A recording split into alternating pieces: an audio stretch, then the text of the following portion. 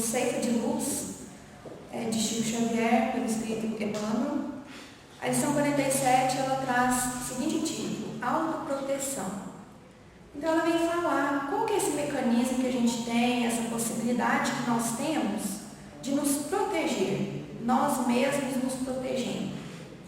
E ele começa com a citação de Jesus dizendo o seguinte: pois com o critério com que julgardes, sereis julgados, e com a medida com que tiverdes medido, vos medirão também. Jesus. Está em Mateus, capítulo 7, versículo 2. Esse julgamento pode influenciar na nossa autoproteção ou não. O Emmanuel começa discorrendo da seguinte forma: a gentileza deve ser examinada, não apenas por chave de ajuste nas relações humanas, mas igualmente em sua função protetora para aqueles que a cultivam. Então, assim, a gentileza a gente aprende desde criança com os pais, a cumprimentar as pessoas, a sorrir, a ajudar os mais velhos, por exemplo, com uma atividade que seja difícil, a auxiliar o outro, por exemplo, caiu ali no chão, eu vou lá e pego. Então, esse tipo de gentileza nós vamos aprendendo desde criança, dizer obrigado, por favor. É o tipo de gentileza que somos ensinados desde criança. E ela é uma chave, uma peça fundamental no trato das relações sociais. Porque se a gente só falasse com o outro assim, de uma forma muito direta, muito ríspida, muito dura, as relações humanas seriam um pouco afetuosas, não teriam assim, a gente não conseguiria conquistar amizades, não conseguiria conquistar a simpatia das outras pessoas se fôssemos muito secos, muito rudes, sem esse trato da gentileza. Porque o que a gentileza é? Ela é sinônimo de beleza, de delicadeza, de afabilidade, de meiguice, de doçura, de suavidade. E a gentileza gera gentileza. Então, quando eu sou gentil, as pessoas acabam também nos tratando dessa maneira gentil. E o Emmanuel vem chamando a atenção para que a gentileza, além disso, dela ser importante no trato das pessoas, ela também tem uma função protetora para quem a cultiva. Não falamos aqui do sorriso de indiferença que paira indefinido na face quando o sentimento está longe de colorir. Reportamos-nos à compreensão e, consequentemente, à tolerância e ao respeito com que somos todos chamados à garantia da paz recíproca. Só que a gente sabe que a caminhada para adquirirmos alguma virtude, qualquer uma delas, ela tem um começo. E no começo é sempre difícil, sempre vai parecer forçado, a gente vai se forçar a fazer aquilo. Uma hora eu vou ser gentil, depois outra hora quando eu vejo, eu já falei de qualquer jeito com a pessoa, aí eu lembro, não, mas eu estou me policiando, então eu lembro, eu me arrependo do que eu fiz com o outro, e na próxima vez eu vou tentar ser melhor, peço desculpas muitas das vezes, porque o começo é difícil, mas a virtude mesmo a gente vai conquistando ao longo até que ela chegue num ponto em que se torne algo que venha, assim, é como se fosse algo que pertence realmente a nós, que está no nosso jeito de ser. Então ele não está falando dessa máscara social que a gente usa para tratar as pessoas e que na verdade pode ser um fingimento. Emmanuel está falando sobre essa compreensão, a tolerância, o respeito, porque a gentileza também tem a ver com esperar o tempo do outro, o momento da pessoa. Muitas das vezes a gente não tem paciência. Hoje nós vivemos num mundo que a gente está sempre estressado, tem sempre uma situação difícil e às vezes a gente acaba se tornando uma pessoa intolerante. E isso, na verdade, é o nosso egoísmo dentro de nós, falando mais alto. Que a gente não quer, assim, ser gentil com o outro porque o outro não foi gentil comigo. Eu não quero, hoje eu estou de mal com a vida e os outros que me aguentam do jeito que eu sou. E não é bem assim que a gente deveria agir, Até para a nossa própria proteção, a nossa autoproteção, que é o que ele vem tratando nessa lição.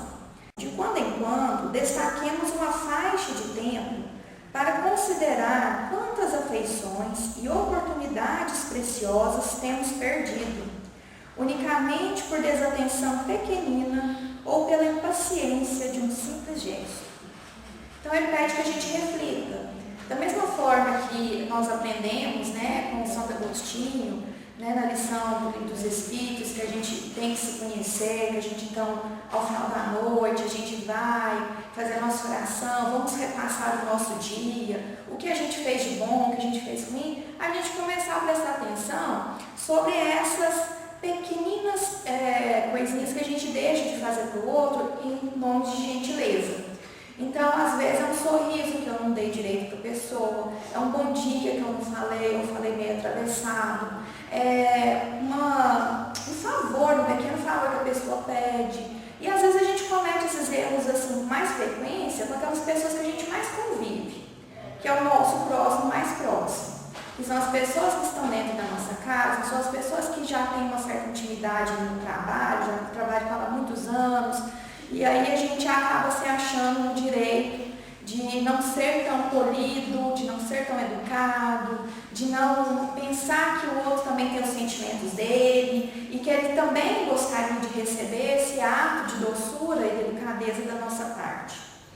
E a gente perde muitas oportunidades preciosas, né, de praticarmos a nossa gentileza com os outros, muitas das vezes pela nossa impaciência, a nossa intolerância. Quantas horas gastas com arrependimentos tardios e quantas agressões vibratórias adquiridas à custa de nossas próprias observações, censuras, perguntas e respostas mal conduzidas. Nós temos que nos policiar o tempo todo, porque às vezes a gente precisa, por exemplo, fazer uma correção com uma pessoa. A gente precisa falar para ela que aquilo não é daquele jeito, e a gente sabe que ninguém gosta de ser chamado a atenção, de ser repreendido, de saber que não está certo, né? Isso sempre incomoda todos nós. E aí vai aquela questão, que é a forma como falamos, a maneira como vamos falar com aquela pessoa, como vamos dar aquela notícia, como vamos, assim, até mesmo quando é uma notícia, por exemplo, de um falecimento de uma pessoa, né? Você não pode chegar de supetão assim e falar fulano morreu. Se for uma pessoa que é muito próxima, um parente, você tem que falar com um certo trato, né? Assim, uma delicadeza para aquele momento, porque vai ser um momento de perda, um momento de luto. E a gente tem que respeitar isso nas pessoas e não chegar de supetão, com dureza, com rudeza, para dar uma notícia, seja ela boa ou ruim.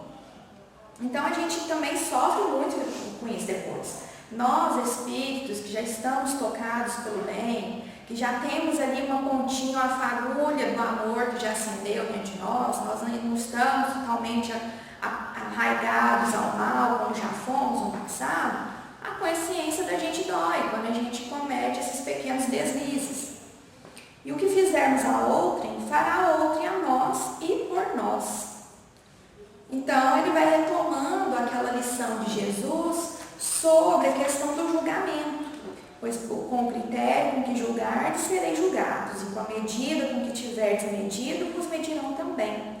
Então a forma como nós vamos lidando com as pessoas, lidando com as situações, vamos dando aos outros quem somos nós, o que trazemos de bom dentro de nós ou de ruim. E isso faz com que, não é às vezes a primeira aparência, a primeira impressão a que fica. Ela fica, mas ela pode ser depois modificada. Ou ela, se for uma impressão boa, ela pode permanecer, mas se ela foi uma impressão boa e depois se torna ruim, a gente nunca consegue se manter se a gente não for fiel àquilo que nós somos de verdade. Reflitamos nos temas da autoproteção. A fim de nutrir-nos ou aquecer-nos, outros não se alimentam e nem se agasalham em nosso lugar. E por mais nos ame, não consegue alguém substituir-nos na medicação de que estejamos necessitados. Então ele vem falando que a autoproteção, como o próprio nome diz, é a proteção de si mesmo. Eu faço a minha própria proteção. E essa proteção não é outro que vai poder fazer para mim.